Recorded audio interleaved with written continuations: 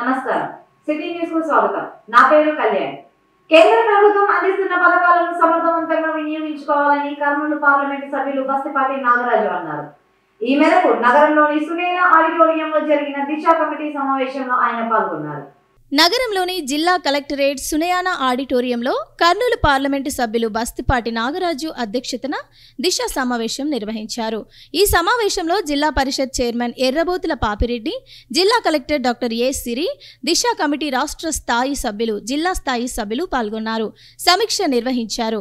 ఈ సందర్భంగా దిశ chairman Kurnool MP Bastipati Nagaraju మాట్లాడుతూ దేవనకొండ, ఆస్పరి, ఆలూరు, మంత్రాలయం, పతికొండ మండలాలు కూరగాయల మీద ఆధారపడిన మండలాలని సంబంధిత ప్రాంతాలలో రూరల్ హాట్లను ఏర్పాటు చేయాలని కోరారు. రైతులు పండించిన పంటలకు మార్కెటింగ్ సౌకర్యం కల్పించే విధంగా చర్యలు తీసుకోవాలని అన్నారు. కర్నూలు వ్యవసాయ మార్కెట్ యార్డులో ఆర్డీఎఫ్ నిధులతో చేపట్టిన మల్టీ కోల్డ్ స్టోరేజ్ నిర్మాణాలు మధ్యలోనే నిలిచిపోయాయని, వాటిని పూర్తి చేసే విధంగా చర్యలు తీసుకోవాలని కలెక్టర్ను కోరారు. వ్యవసాయానికి సంబంధించి ప్రధానమంత్రి కృషి యోజన చాలా ముఖ్యమైనదని, ఇందుకు సంబంధించిన వివరాలు తనకు అందజేస్తే నిధుల మంజూరు కోసం కృషి చేస్తానని చెప్పారు. జిల్లాలో ఇరిగేషన్ మీద ప్రత్యేక దృష్టి పెట్టాలని సూచించారు. టమాటా జ్యూస్ ఫ్యాక్టరీ నిర్మాణం పనులు జరుగుతున్నాయని, త్వరలోనే అందుబాటులోకి రానుందని వివరించారు. అనంతరం జిల్లా కలెక్టర్ డాక్టర్ ఏ సిరి మాట్లాడుతూ కేంద్ర ప్రభుత్వం పథకాల అమలుకు సంబంధించి ఎంపీ నిర్దేశించిన విధంగా ప్రతిపాదనలు రూపొందించాలని సంబంధిత అధికారులను ఆదేశించారు. వ్యవసాయానికి సంబంధించి సాయిల్ హెల్త్ కార్డు అనాలిసిస్ నివేదికల ఆధారంగా తగిన చర్యలు తీసుకోవాలని అన్నారు. పంట మార్పిడి ఒకటే పంట కాకుండా 3 పంటలు సాగు చేస్తే రైతుకు నష్టం ఉండదని, అలాగే పాడి పశువులను పెంచుకునేలా చైతన్యం తీసుకురావాలని ఆదేశించారు. అలాగే ప్రకృతి వ్యవసాయం చేయించడంతో పాటు ప్రతి గ్రామంలో ఆదర్శ రైతులను గుర్తించి వారి ద్వారా నూతన వ్యవసాయ పద్ధతులు, ప్రకృతి వ్యవసాయం చేయించే విధంగా చర్యలు తీసుకోవాలని అన్నారు. అలాగే రైతు సంఘాలను ఎక్కువ సంఖ్యలో ఏర్పాటు చేయాలని సూచించారు. లక్ష్యాలతో సంబంధం లేకుండా డ్రిప్ ఇరిగేషన్ పెంచే విధంగా చర్యలు తీసుకోవాలని కోరారు. ఈ కార్యక్రమంలో Zilla Parishad CEO Nasarareddy, state level Visakha committee సభ్యులు రాజశేఖర్ రెడ్డి, చిన్న పవన్ కుమార్, జిల్లా స్థాయి దిశ కమిటీ సభ్యులు విశ్వనాథ్ రెడ్డి, దేవశంకర్న, Sujendranath, Kammari Radha, housing PD Chiranjeevi, municipal commissioner Viswanatha, RNBSE Maheshwar Reddy తదితరులు పాల్గొన్నారు.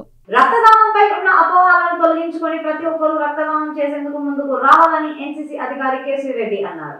ఈ మేరకు 77వ ఎన్సీసీ దినోత్సవాన్ని పురస్కరించుకొని Indian red cross society blood bank లో రక్తదాన శిబిరాన్ని నిర్వహించారు. నగరంలోని Indian red cross society blood బ్యాంకులో 77వ ఎన్సీసీ దినోత్సవ వేడుకలను పురస్కరించుకుని రక్తదాన శిబిరాన్ని నిర్వహించారు. ఈ కార్యక్రమంలో దాదాపు 80 మంది ఎన్సీసీ క్యాడెట్లు పాల్గొని రక్తదానం చేశారు. ఈ సందర్భంగా జరిగిన కార్యక్రమంలో ఎన్సీసీ అధికారి మాట్లాడుతూ వైవై కేసీ రెడ్డి మాట్లాడుతూ 77వ ఎన్సీసీ దినోత్సవాన్ని పురస్కరించుకుని తమ క్యాడెట్లు రక్తదాన శిబిరాన్ని నిర్వహించారని చెప్పారు. రక్తదానంపై ఉన్న అపోహలను తొలగించుకుని ప్రతి ఒక్కరూ రక్తదానం చేసేందుకు ముందుకు రావాలని చెప్పారు. ప్రతిరోజు సరైన సమయంలో రక్తం అందక ఎంతో మంది మృతి చెందుతున్నారని, అలాంటి వారిని రక్తదానం చేసి బతికించాలని ఆయన కోరారు. విద్యార్థులు ఎన్సీసీలో చేరడం ద్వారా క్రమశిక్షణ, ఆత్మవిశ్వాసం పెంపొంది జీవితంలో ఉత్తమ పౌరులుగా తయారవుతారని చెప్పారు. సో ఈ క్యాంప్ కి 28 Andhra battalion, 9 Andhra girls battalion మరియు 1 ఆంధ్ర మెడికల్ కంపెనీ నుంచి దాదాపు 80 మంది క్యాడెట్స్ ఈ బ్లడ్ డొనేషన్ లో పాల్గొని ఈ కార్యక్రమాన్ని విజయవంతం చేస్తారు. సో ఈ కార్యక్రమాన్ని ఇక్కడ నిర్వహించడానికి అనుమతించిన ఇండియన్ రెడ్ క్రాస్ సొసైటీ వారికి మరియు మిగతా మా పిఐ స్టాఫ్ మరియు సివిల్ స్టాఫ్ వారందరికీ నేను ధన్యవాదాలు తెలుపుకుంటున్నాను. ఇంకోటి ఏంటంటే ఎవ్రీ 3 monthsకి బ్లడ్ డొనేషన్ ఇవ్వడం అనేది చాలా మంచి పద్ధతి. ఇది మెయిన్గా చిల్డ్రన్స్కి బాగా యూజ్ అవుతుంది. తర్వాత ప్రెగ్నెంట్ ఉమెన్కి ఎమర్జెన్సీలో వీళ్ళు సేవ్ చేసినట్టు అవుతుంది బ్లడ్ డొనేషన్ క్యాంప్ ఇవ్వడం వల్ల. మా హెరిటేజ్ బ్యాంక్ ఇది 70th ఇయర్ మేము ఇలా కండక్ట్ చేయడం. ఇది మేము చాలా హ్యాపీగా ఉంది వీళ్ళందరూ పార్టిసిపేట్ చేసినందుకు. బ్లడ్ అవసరమైన బ్లడ్ మనకు దొరకడం లేదు. అటువంటి టైంలో ఎన్సీసీ వాళ్ళు ఇప్పుడే కాదు ఎప్పుడన్నా అవసరమైనప్పుడు కూడా ఎన్సీసీ వాళ్ళని ఎప్పుడన్నా మేము ఫోన్ చేస్తే అవసరమైన బ్లడ్ కావాలంటే ఒక ఎన్సీసీ క్యాడెట్స్ వాళ్ళు వచ్చి డోనార్స్కి ఇచ్చిపోతున్నారు. వాళ్ళకు రెడ్ క్రాస్ తరఫున మరీ కృతజ్ఞతలు తెలుపుకుంటున్నాను. ప్రతి ఒక్కరూ దీన్ని ఒక స్ఫూర్తిగా తీసుకొని బ్లడ్ డొనేషన్ అనేది ఒక అలవాటుగా చేసుకొని ప్రతి ఒక్కరూ 3 నెలలకు ఒకసారి బ్లడ్ డొనేషన్ ఇవ్వచ్చు కనుక ప్రతి ఒక్కరు ముందరికి వచ్చి బ్లడ్ డొనేషన్ ఇవ్వాలని చెప్పి ఈ సందర్భంగా నేను కోరుకుంటున్నాను. అక్రమ లేఅవుట్లను బద్దీకరించుకునేందుకు ప్రభుత్వం ఇచ్చిన అవకాశాన్ని సద్వినియోగం చేసుకోవాలని Kurnool urban development authority chairman Somisetti Venkateswarlu కోరారు. గడువులోగా అక్రమ లేఅవుట్లను క్రమబద్ధీకరించుకోకపోతే చర్యలు తప్పవని హెచ్చరించారు. జిల్లాలోని ఆధోని మంత్రాలయం ప్రాంతాలలో అనుమతులు లేకుండా కడుతున్న భవనాలను Kurnool urban development authority chairman Somisetti Venkateswarlu పరిశీలించారు. ఈ సందర్భంగా ఆయన మీడియాతో మాట్లాడుతూ తమ సంస్థ అనుమతులు లేకుండా చేసిన అక్రమ లేఅవుట్లను యజమానులు క్రమబద్ధీకరించుకోవాలని చెప్పారు. అలాగే అనుమతులు లేకుండా కట్టిన భవనాలను కూడా ప్రభుత్వానికి తగిన రుసుము చెల్లించి వాటి అనుమతులు పొందాలని సూచించారు. స్థలాలను కొనేవారు లేఅవుట్లను పరిశీలించి కొనుగోలు చేయాలని, అక్రమాల లేఅవుట్లలో వేసిన ప్లాట్లను కొంటే వాటికి ప్రభుత్వం నుంచి ఎలాంటి సహాయ సహకారాలు అందవనే విషయాన్ని గుర్తు చేశారు. అక్రమ లేఅవుట్లను క్రమబద్ధీకరించుకోవడంతో పాటు అనుమతులు లేకుండా కడుతున్న భవనాలను అనుమతులు ఇచ్చేందుకు ప్రభుత్వం 3 నెలల పాటు గడువు ఇచ్చిందని, దీనికి సంబంధించి స్థలాలు భవనాల యజమానులు ప్రభుత్వానికి రుసుము చెల్లించి వాటిని క్రమబద్ధీకరించుకోవాలని కూడా చైర్మన్ సోమిశెట్టి వెంకటేశ్వర్లు చెప్పారు. లేదంటే భవనాలను కూల్చివేసేందుకు కూడా వెనుకాడమని వెల్లడించారు.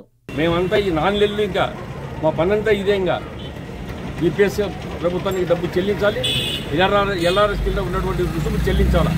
ఇవి ఇమ్మీడియట్గా జరగాల. జరగకపోతే మాత్రం మంత్రాలయంలో ఈరోజు రాష్ట్రంలో ఉన్నటువంటి అన్ని నియోజకవర్గాలకు మంత్రాలయంలో ఎక్కువ జరుగుతుంది ఒక పని. చాలామంది ఇలా పర్మిషన్ లేకుండా లాడ్జింగ్ నడుపుతున్నారు, వ్యాపారం చేసుకుంటున్నారు. సంపాదించుకొని చేసుకోండి, కానీ ప్రభుత్వానికి నేను వీరికి ఎగరామం పెడితే ఎవ్వరిని వదిలిపెట్టాం. మొత్తం కక్కిస్తాం, మొదటి నుంచి సంపాదించినంతా కక్కిస్తాం. ఇది ఇలా ప్రభుత్వం ఒక మంచి అవకాశం ఇచ్చిన దాన్ని సద్వినియోగం చేసుకోండి. ఇలా మాకు కట్టాల్సినట్టు కూడా కూడాకు సంబంధించిన డబ్బులు కట్టండి. మీ పంచాయతీకి డబ్బులు ఇవ్వాలి, బీపీఎస్ కింద వస్తాయి. ఎల్ఆర్ఎస్ కింద అయితే కూడాకి ఎక్కువ వస్తాయి, మీ పంచాయతీ కూడా వస్తాయి. పంచాయతీ డెవలప్ కావాలి, టౌన్లు డెవలప్ కావాలి అనే ఉద్దేశంతో ముఖ్యమంత్రి గారు ఇది చర్యలు తీసుకోవడం జరిగింది. దీనికి ప్రజలు సహకరించాలి. ఎవరైతే ప్రజలకు కూడా విజ్ఞప్తి చేస్తున్న అప్రూవల్ లేకుండా ఉన్నటువంటి మీరు కూడా తప్పు చేశారు. ఈరోజు ఎవరైతే మీరు కొన్నారో ఎలా ఆ యొక్క ఓనర్ల పోయి మాకెందుకు అప్రూవల్ లేకుండా ప్లాట్ అమ్మినామని చెప్పి నిలదీయండి. ఎలా course centennial Telugu Baptist church నూతన కమిటీ అధ్యక్షునిగా సాల్మన్, కార్యదర్శిగా అనిల్ నాథ్ ఎన్నికయ్యారు. చర్చి అభివృద్ధికి అందరి సహకారంతో కృషి చేస్తామని వారు ఈ సందర్భంగా వెల్లడించారు. Coles centennial Baptist church standing committee ఎన్నికలు ప్రశాంతంగా జరిగాయి. గురువారం ఉదయం నుంచి సాయంత్రం వరకు ఈ ఎన్నికలు పోలీసుల బందోబస్తు మధ్య జరిగాయి. 2 ప్యానెళ్ల మధ్య జరిగిన ఈ ఎన్నికల్లో పావురం గుర్తు ప్యానెల్ ఘన విజయం సాధించింది. మొత్తం 795 ఓట్లు ఉండగా 681 ఓట్లు పోల్ అయ్యాయి. గురువారం అర్ధరాత్రి చర్చ్ అధ్యక్షుడు అబ్రహాం లింకన్ ఎన్నికల ఫలితాలు ప్రకటించి నూతన కమిటీ సభ్యులను అభినందించారు. అధ్యక్షుడిగా సోలమన్, కార్యదర్శిగా అనిల్ నాథ్, ట్రెజరర్గా చార్లెస్, ప్రాపర్టీ కమిటీ చైర్మన్గా Thomas, Sunday school superintendent CC వైఫ్ డైరెక్టర్గా Swarnalatha, Suchitra standing committee member Kiran Kumar ఎన్నికయ్యారు.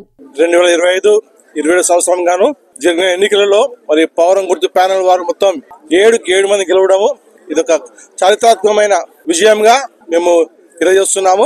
ఎన్నో ఎదుర్కొని మరి ఈ రోజు ఈ ఎన్నికల్లో మరి దేవుడు మరి పౌరం ప్యానెల్ వారిని గెలిపించే విధానం బట్టి దేవునికి స్తోత్రం తెలియజేస్తున్నాము.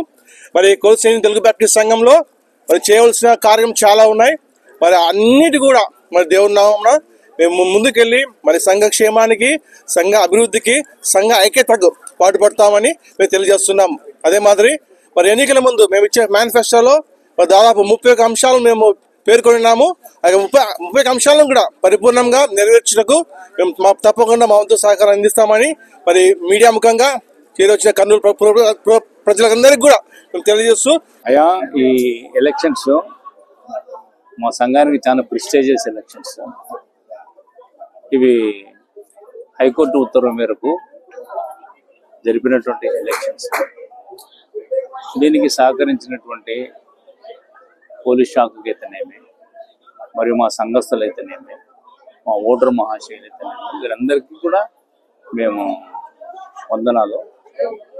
తర్వాత రాబోయే కాలంలో సంఘ అవసరతలను బట్టి ప్రజాసేవ, సంఘసేవ, పాఠశాలల యొక్క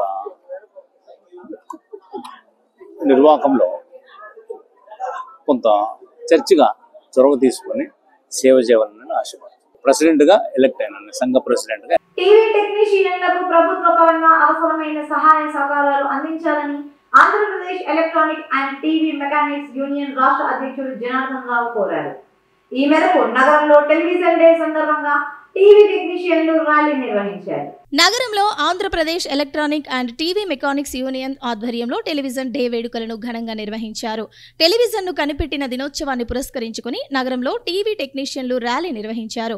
ఈ సందర్భంగా జరిగిన సమావేశంలో Andhra Pradesh electronic and TV mechanics union రాష్ట్ర అధ్యక్షుడు మధుసూదన్ రెడ్డి, జిల్లా అధ్యక్షుడు జనార్దన్, కుటుంబ సంక్షేమ ట్రస్ట్ చైర్మన్ ఆర్కే రెడ్డి, నగర అధ్యక్షుడు జయరాం, కార్యదర్శి Srinivasulu, treasurer Vinni Shettija, trust member Narayana తదితరులు పాల్గొన్నారు. ఈ సందర్భంగా వారు మాట్లాడుతూ ప్రతి సంవత్సరం నవంబర్ 21వ తేదీన టెలివిజన్ డేస్ కార్యక్రమాన్ని నిర్వహిస్తున్నామని చెప్పారు. ప్రభుత్వం టీవీ టెక్నీషియన్లను ఆదుకునేందుకు అవసరమైన అన్ని చర్యలు తీసుకోవాలని చెప్పారు. మారిన పరిస్థితులకు అనుగుణంగా వృత్తిపరమైన భద్రత కల్పించాలని సూచించారు. అలాగే వారు ఈ వృత్తిలో రాణించేందుకు అవసరమైన నైపుణ్యాలను మెరుగుపరిచేందుకు శిక్షణ కార్యక్రమాలు కూడా నిర్వహించాలని కోరారు. తమ సమస్యల పరిష్కారానికి ప్రభుత్వం చొరవ చూపాలని విజ్ఞప్తి చేశారు. ఈరోజు టీవీ కనిపెట్టిన రోజు సందర్భంగా ప్రతి సంవత్సరం మేము ఈ టెలివిజన్ డే కార్యక్రమాన్ని నవంబర్ 21వ తేదీన ప్రతి సంవత్సరము ఈ టెలివిజన్ డే కార్యక్రమాన్ని రాష్ట్రమంతటా మా అసోసియేషన్ తరఫున అన్ని జిల్లాల్లో, అలాగే కర్నూలు టీవీ టౌన్ యూనియన్లో కూడా ఈరోజు ఈ కార్యక్రమం విజయవంతం కొరకు మేము టీవీ టెక్నీషియన్ అందరం కలిసి యూనిట్గా ఏర్పడి ఈరోజు అసోసియేషన్ తరఫున ఈ కార్యక్రమాన్ని విజయవంతం చేసే ప్రక్రియలో భాగంగా టీవీ కనిపెట్టిన జాన్ లూయిస్ బర్గ్ గారికి నివాళులు అర్పించి తదనంతరం ఒక ర్యాలీగా తెలుగు తల్లి విగ్రహం దగ్గరికి వెళ్ళి అక్కడ పూలమాల వేసే ప్రక్రియలో భాగంగా ర్యాలీగా బయలుదేరడం జరిగింది. అలాగే మా యొక్క ఉనికిని దాటుకునే విధంగా ప్రభుత్వం మమ్మల్ని ఎక్కడ కూడా గుర్తించడం లేదు. మా యొక్క గుర్తింపు కొరకు ప్రభుత్వం మాకు సహకరించి స్కిల్ డెవలప్మెంట్ కార్యక్రమాన్ని రాష్ట్ర వ్యాప్తంగా నిర్వహించి మా యొక్క టెక్నాలజీ ఇప్పుడు మేము దాదాపు ప్రతిరోజు ఈ అంతరించిపోతున్న మా యొక్క టీవీ ఆధునిక రంగాన్ని కొంతవరకు మెరుగుపరిచే భాగంగా ప్రతిరోజు ఈ టెక్నాలజీ పరంగా ఇంప్రూవ్ అవుతున్న ఈ ఇబ్బందికర పరిస్థితులను అధిగమించే విధంగా ఇబ్బంది పడుతున్నాము. కావున ప్రభుత్వం ఈ విషయాన్ని గమనించి మమ్మల్ని ఆదుకునే ప్రయత్నం చేసి ఈ ఆధునిక టీవీ టెక్నాలజీని మాకు అందించే విధంగా ప్రోత్సాహం అందించి, అలాగే ప్రభుత్వ పథకాల్లో మాకు భాగస్వామ్యం కల్పించే విధంగా తోడ్పాటు అందించాలని ప్రభుత్వానికి విన్నవిస్తున్నాం. రాష్ట్రంలో కూటమి ప్రభుత్వం అభివృద్ధి సంక్షేమ కార్యక్రమాలను సమర్థవంతంగా అమలు చేస్తుందని తెలుగుదేశం పార్టీ రాష్ట్ర ఆర్గనైజింగ్ కార్యదర్శి వహీద్ హుస్సేన్ అన్నారు. ఈ మేరకు తన పుట్టినరోజు సందర్భంగా ఆయన అనాథ శరణాలయంలో నిత్యావసరాలను పంపిణీ చేశారు. తెలుగుదేశం పార్టీ కార్యనిర్వాహక కార్యదర్శి వాహిద్ హుస్సేన్ పుట్టినరోజు వేడుకలను నగరంలో ఘనంగా నిర్వహించారు. ఈ సందర్భంగా నగరంలోని ఒక అనాథాశ్రమంలో బర్త్డే కేక్ కట్ చేసిన టీడీపీ రాష్ట్ర కార్యనిర్వాహక కార్యదర్శి వాహిద్ హుస్సేన్ అందులోని చిన్నారులకు అన్నదాన కార్యక్రమాన్ని నిర్వహించారు. ఈ సందర్భంగా ఆయన మాట్లాడుతూ తన పుట్టినరోజు వేడుకలను అనాథాశ్రమంలో నిర్వహించుకోవడం ఆనందంగా ఉందని తెలియజేశారు. రాష్ట్రంలో తెలుగుదేశం పార్టీ అభివృద్ధికి తన వంతు కృషి చేస్తానని వెల్లడించారు. రాష్ట్రంలో కూటమి ప్రభుత్వం అధికారంలోకి వచ్చాక అభివృద్ధి సంక్షేమ కార్యక్రమాలు వేగంగా జరుగుతున్నాయని చెప్పారు. ముఖ్యంగా ఎన్నికల సమయంలో ఇచ్చిన సూపర్ 6 పథకాలను సమర్థవంతంగా ముఖ్యమంత్రి నారా చంద్రబాబు నాయుడు అమలు చేస్తూ రాష్ట్రాన్ని ప్రగతి పదంలో నడిపిస్తున్నారని చెప్పారు. రానున్న రోజుల్లో రాష్ట్రం మరింత అభివృద్ధి చెంది దేశానికి మార్గదర్శకంగా నడుస్తుందని చెప్పారు. గత సంవత్సరము 2024లో అత్యధిక మెజార్టీతో, ఎప్పుడూ ఊహించని అఖండ మెజారిటీతో ఏర్పడినటువంటి ఉమ్మడి ప్రభుత్వం మన ఆంధ్రప్రదేశ్లో ఈరోజు చంద్రబాబు నాయుడు గారి ఆధ్వర్యంలో ఎంతో వేగంగా అభివృద్ధి దూసుకోపోతున్న విషయం మీ అందరికీ తెలిసిందే.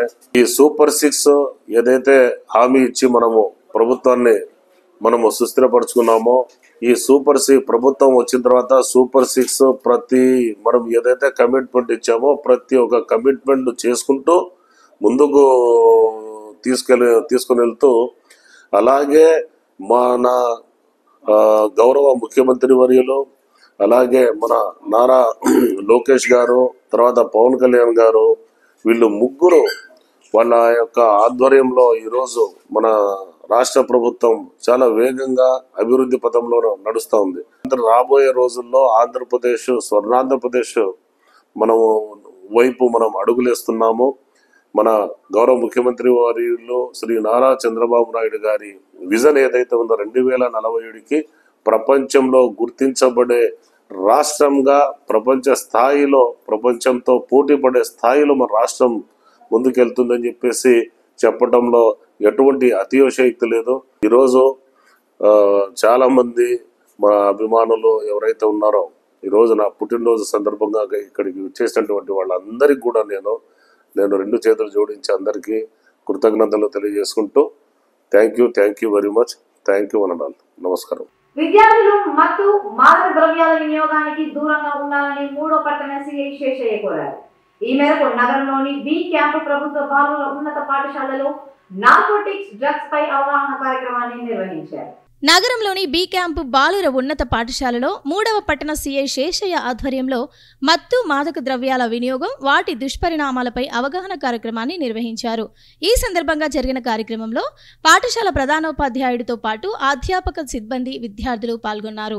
ఈ సందర్భంగా 3వ పట్టణ సిఐ శేషయ్య మాట్లాడుతూ విద్యార్థులు మత్తు మాదక ద్రవ్యాల వినియోగానికి దూరంగా ఉండాలని చెప్పారు. వాటిని వినియోగించడం వల్ల జరిగే దుష్ఫలితాలను ఆయన సమగ్రంగా వివరించారు. మత్తు మాదక ద్రవ్యాలను వినియోగించే వారిపై తీసుకునే చర్యలను ఆయన ఉదాహరించారు. విద్యార్థులు మత్తు మాదక ద్రవ్యాలకు దూరంగా ఉండడంతో పాటు ఎక్కడైనా వాటి విక్రయాలు జరుగుతూ ఉంటే వాటి సమాచారం తమకు అందించాలని, వివరాలను గోప్యంగా ఉంచుతామని వెల్లడించారు. మత్తు మాదక ద్రవ్యాల అక్రమ రవాణాపై ప్రభుత్వం కఠినంగా వ్యవహరిస్తోందని, ఈ విషయాన్ని ప్రతి ఒక్కరూ గుర్తు చేసుకోవాలని అన్నారు. తమ పోలీస్ స్టేషన్ పరిధిలోని అన్ని విద్యా సంస్థల్లో ఈ అంశంపై అవగాహన కార్యక్రమాలు నిర్వహిస్తున్నామని చెప్పారు. ఈ సందర్భంగా పాఠశాల అధ్యాపక బృందం 3వ పట్టణం సిఐ శేషయ్యను సన్మానించారు. ఇంతటితో సిటీ న్యూస్ సమాప్తం. తిరిగి రేపటి సిటీ న్యూస్ లో కలుద్దాం. నమస్తే.